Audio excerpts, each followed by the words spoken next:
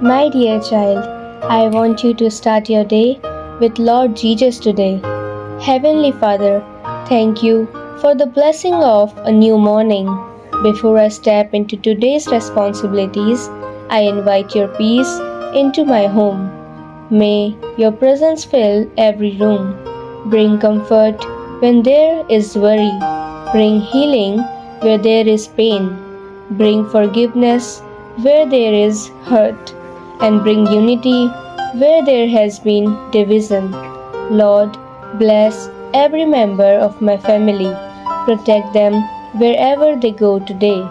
Draw each of us closer to you and closer to each other.